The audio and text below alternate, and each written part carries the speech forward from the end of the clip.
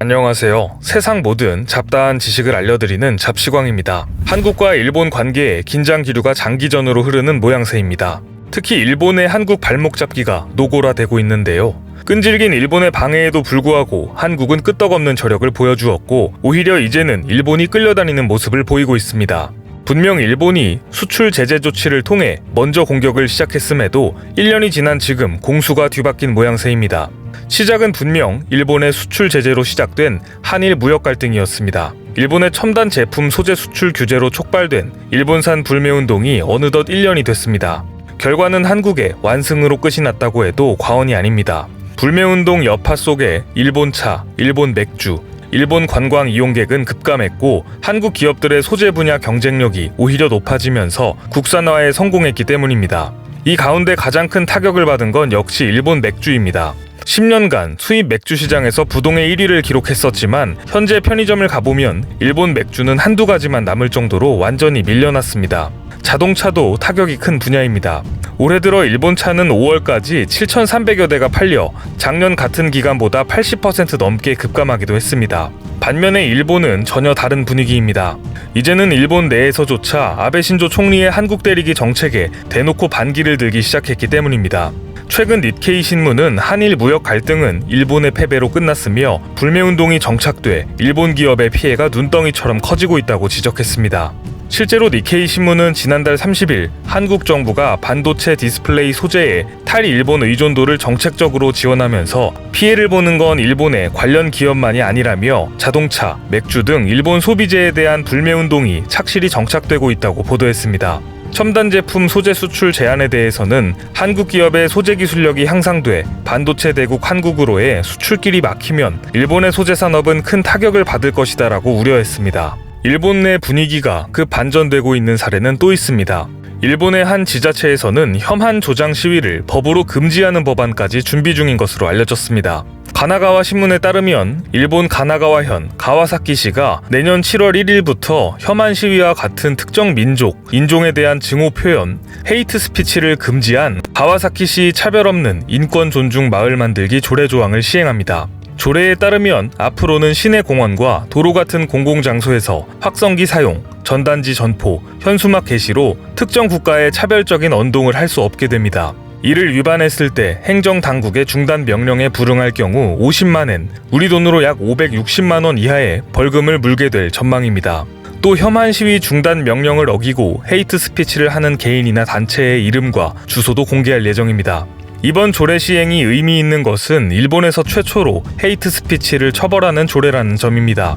일본에서는 헤이트 스피치라는 말은 혐한 시위의 동의어로 통하기 때문에 사실상 혐한 시위 억제법으로 불립니다.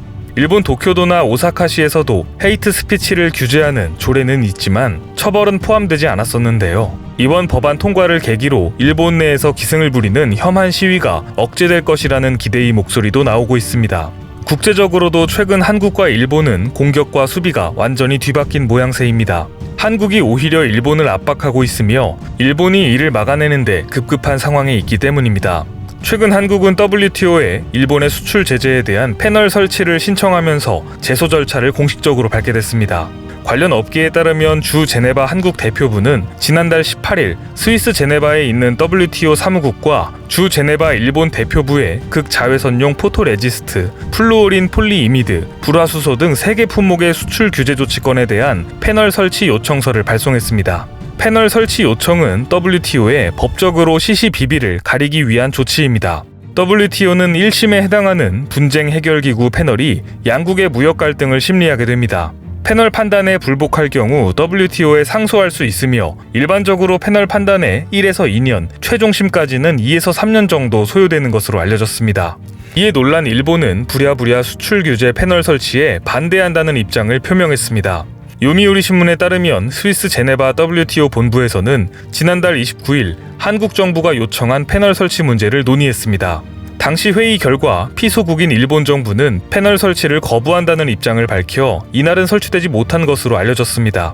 다음번 회의는 이번 달 29일에 열리는데요. WTO 규정상 피소국이 패널 설치를 거부할 경우 모든 회원국이 만장일치로 거부 입장을 표명하지 않는 한 패널은 자동적으로 설치될 것으로 전망하고 있습니다.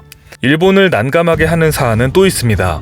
유명희 산업통상자원부 통상교섭본부장이 글로벌 자유무역의 상징인 WTO 차기 사무총장에 출사표를 던졌기 때문입니다. 한국과 일본 간의 무역 문제가 불거진 상황에서 무역을 관장하는 국제기구 WTO의 사무총장에 한국인이 앉게 된다면 일본에 유리한 상황은 분명 아닙니다. 다급해진 일본은 아니나 다를까 대놓고 유명희 통상교섭본부장의 낙선운동에 나섰습니다. 일본은 한국의 주요 7개국 초청에 이어 WTO 사무총장 선거를 앞두고 불편한 기색이 역력합니다. 국내 언론 보도에 따르면 일본 측 외교소식통은 지난주 이미 일본 정부 내에서 한국의 WTO 사무총장 후보에 대한 반대 입장을 정하고 국제사회를 대상으로 한 여론조성 계획을 입안했다고 전했습니다. 주요국과 분쟁이 진행 중인 국가 후보가 사무총장에 당선되는 것은 부적절하다는 내용을 전달했다는 것입니다. 이처럼 한국의 WTO 사무총장 후보자에 대해 일본이 불편한 심기를 드러내는 배경에는 지난해부터 이어지고 있는 일본의 일방적 수출 규제 조치가 중심에 있습니다. 수출 규제 조치 이후 한국 정부는 해법을 찾기 위해 대화를 전제로 WTO 분쟁 해결 절차를 중단했었지만 현재까지 수출 규제 철회와 관련해 일본 정부가 분명한 입장을 밝히지 않고 있는 상황입니다. 현재 일본의 대외 전략은 미중 대립 상황에서 자유무역 질서 체제를 이용해 일본의 위상을 높이는 데 있습니다. 하지만 한국인 사무총장이 당선된다면 일본 입장에서는 이러한 노력이 물거품이 되는 것과 다름없는 상황이 되는 것입니다. 한일 관계 문제뿐만 아니라 한국이 국제무역 질서를 새롭게 주도할 수 있는 상황이 되기 때문입니다. 현재 유엔 산하 15개 국제기구 중 일본인은 전무하기 때문에 경계태세가 어느 때보다 강한 분위기입니다. G7 이슈 때보다 훨씬 강력하게 저지할 것이라는 이유는 여기에 있습니다. 한국의 G7 참여에 이은 WTO 사무총장 낙선운동까지 일본의 한국 발목 잡기가 계속되고 있지만 자세히 보면 과거 일본이 주도했던 수출 제재 조치와 다르게 이제는 한국의 공세를 일본이 막기 위해 급급한 형국으로 보입니다. 그러는 와중 일본에 치명적인 소식이 전해졌습니다. 바로 차기 WTO 사무총장 후보로 유력하게 거론되어 온 필 호건 EU 통상 담당 집행위원이 불출마 의사를 선언한 것입니다. AFP 통신에 따르면 호건 집행위원은 EU의 현안이 너무 많아 WTO 사무총장 도전을 포기하겠다는 의사를 밝힌 것으로 알려졌습니다. 호건 EU 통상 담당 집행위원은 EU가 최근 사태 회복, 미국과의 무역 분쟁 해결, 중국과의 관계 재정립, 브렉시트 뒷마무리 등 다양한 도전에 직면해 있다며 따라서 WTO 사무총장 후보군 명단에 내 이름을 올리지 않기로 결정했다고 전했습니다. 호건 집행위원은 아일랜드 출신으로 그동안 차기 WTO 사무총장은 유럽 또는 아프리카 출신이 유력하다고 알려져 왔습니다. 그만큼 호건 집행위원의 사퇴는 유럽이 아닌 다른 지역 출신에게 기회가 열렸다는 의미로 해석됩니다. 다시 말해서 한국의 유명희 통상교섭본부장에게 유리하게 작용될 수 있다는 이야기입니다. 물론 WTO 사무총장 당선이 결코 쉬운 일은 아니지만 가장 유력한 후보였던 유럽의 인사가 불출마를 선언하자 이제 남은 경쟁 상대는 아프리카로 좁혀지게 됐습니다.